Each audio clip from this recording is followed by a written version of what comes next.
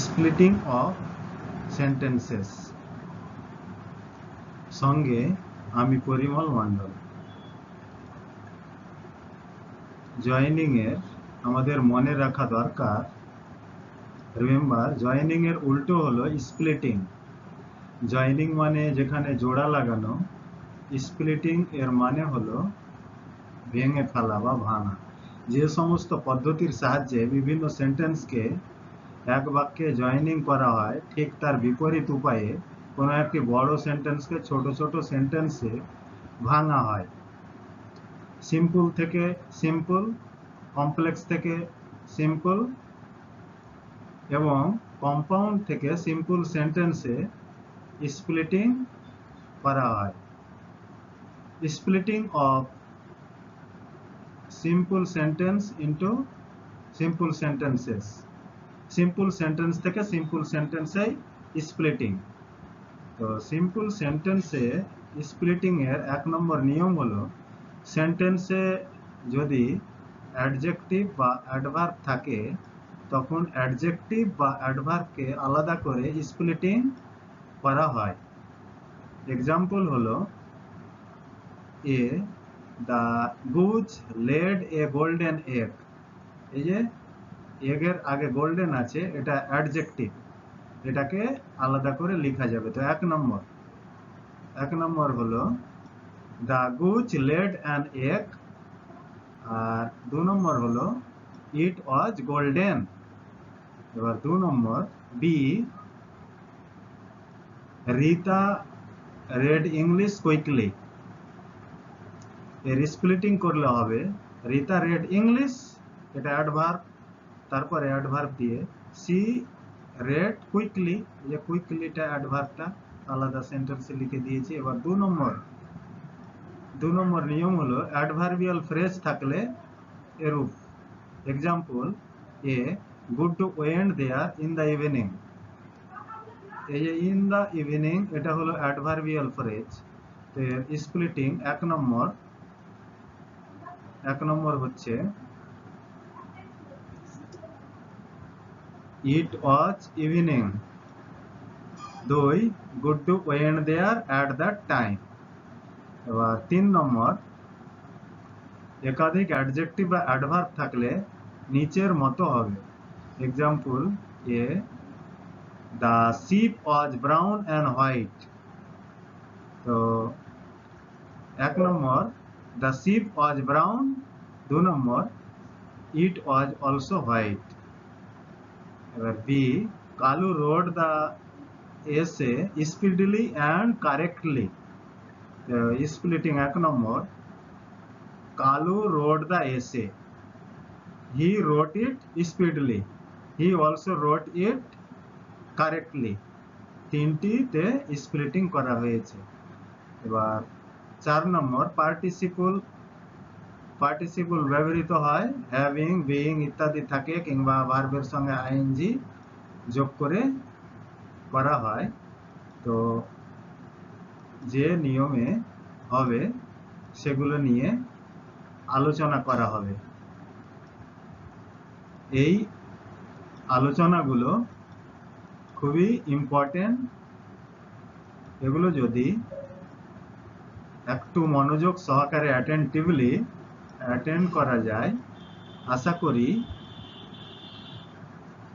Splitting শেখা অনেক সহজ হবে।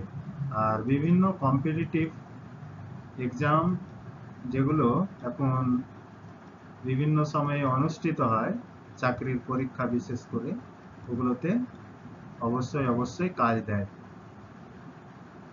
গ্রামার বইয়ে তো অনেক রয়েছে, তো গ্রামার বই তো যা হোক পড়তে হয়, এটা পড়তে হচ্ছে না, এটা দেখে দেখে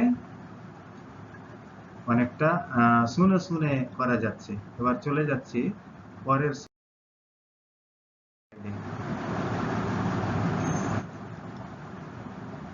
পরের স্লাইড।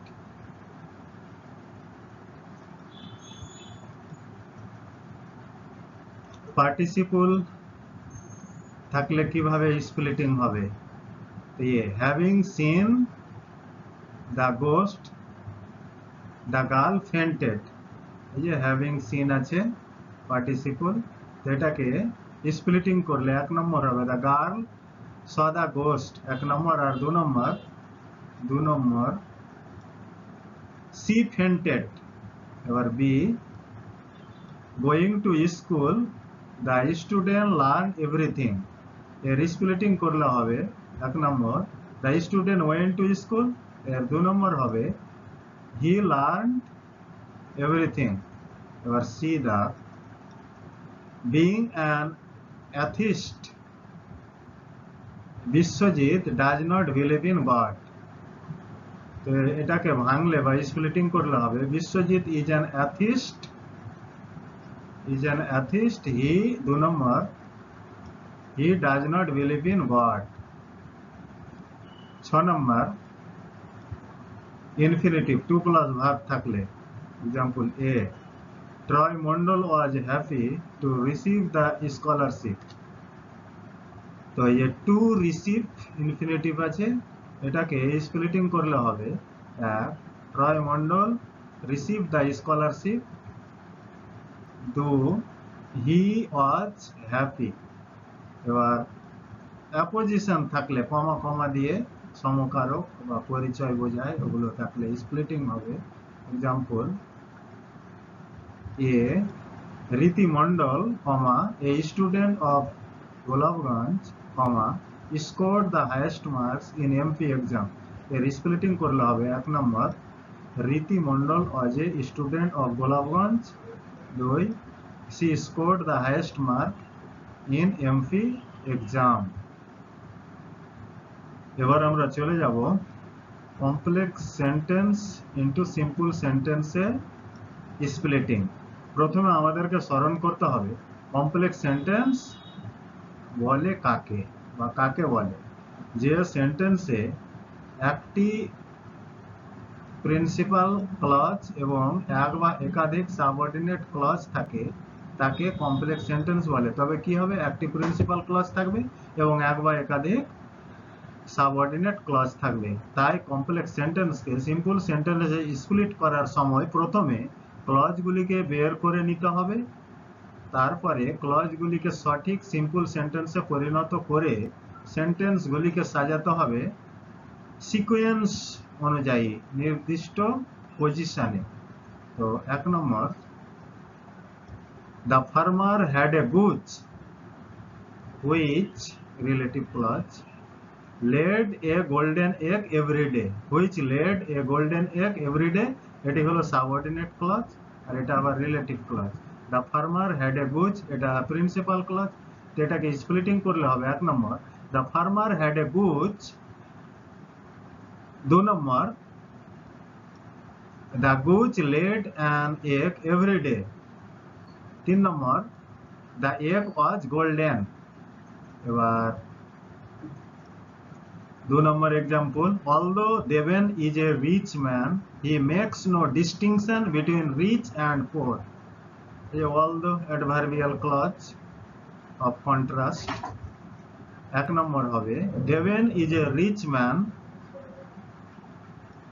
আর দু নম্বর হবে he does not make distinction between rich and poor।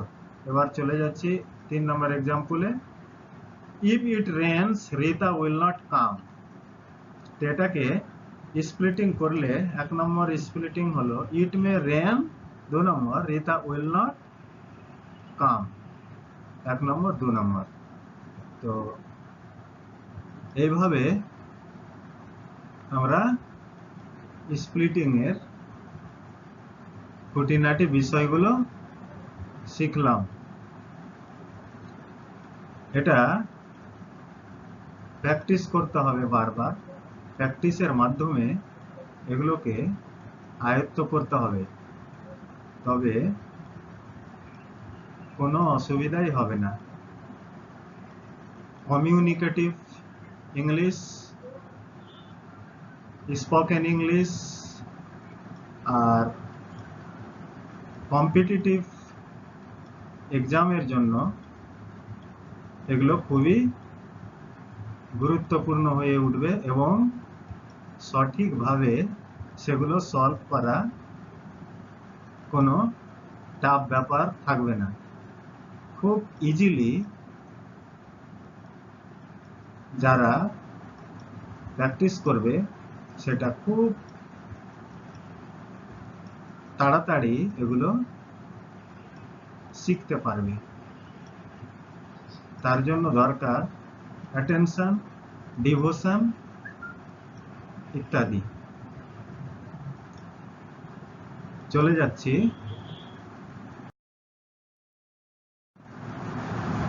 পরের স্লাইডে।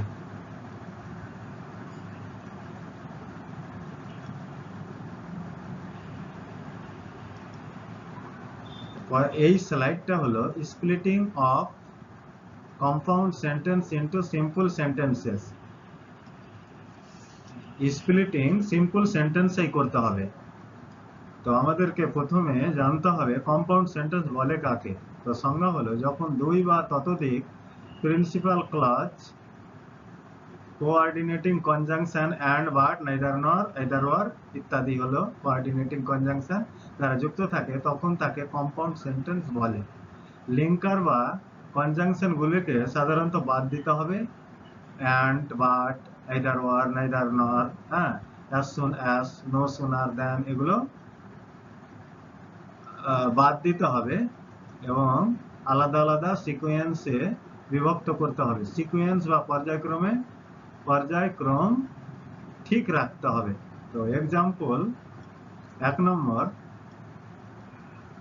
নাইদার এ বরোয়ার নর এ লেন্ডার বি, ধার করো না অভাবও হবে না। শেক্সপিয়রের মেমোরেবল ড্রামার একটি মেমোরেবল লাইন এটি। নাইদার ও নর উঠাতে হবে। তো 1 নম্বর, ডোন্ট বি এ বরোয়ার। 2 নম্বর, ডোন্ট বি এ লেন্ডার। এবার 2 নম্বর example, neither spoke nor smile, he neither spoke nor smile. তো এটাকে স্প্লিট করলে হবে 1 নম্বর, হি ডিড নট স্পিক। 2 নম্বর, হি ডিড নট স্মাইল। এবার 3 নম্বর example, you can either have tea or coffee. Either অরটা উঠাতে হবে। এগুলো কোরিলেটিভ কনজাংশন। তো 1 নম্বর হবে you can have tea, you can have tea. 2 number, you can have coffee. এবার 4 number example, either you will leave the house or I shall call the police. তো either or এটাকে উঠিয়ে দিয়ে split করতে হবে। 1 number, you will leave the house. 2 number, I shall call the police. 5 number, Riti Mondal wants to be neither a politician nor a teacher। তো 1 number হবে splitting হবে, Riti Mondal does not want to be a politician। 2 number, she does not want to be a teacher। তো remember বা আমাদেরকে স্মরণ করে রাখতে হবে, জয়েনিং ভালোভাবে শিখতে না পারলে স্প্লিটিং ও ভালোভাবে শিখতে পারবে না, এই কথাটি মাথায় রাখতে হবে। সিম্পল, কমপ্লেক্স, কম্পাউন্ড এই 3 প্রকার সেন্টেন্সের সংজ্ঞা ও স্ট্রাকচার গঠন মনে রাখতেই হবে, লিঙ্কারগুলি মনে রাখতেই হবে। তো এই গেল স্প্লিটিং। জয়েনিং এর উল্টো যে স্প্লিটিং, এটা বারবার আমি মনে করিয়ে দিতে চাই। এগুলো অবশ্যই you have to remember these formulas, definition, structure of simple, complex, compound sentence। তবেই স্প্লিটিং এ যে কোনো স্টুডেন্ট মাস্টার হয়ে উঠতে পারবে।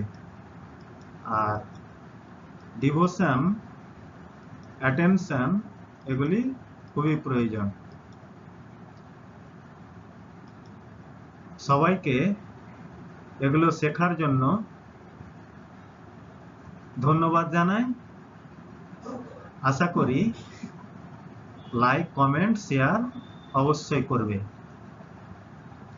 আজকের মতো আমার ক্লাস এখানেই শেষ হলো। আরো একবার সবাইকে ধন্যবাদ।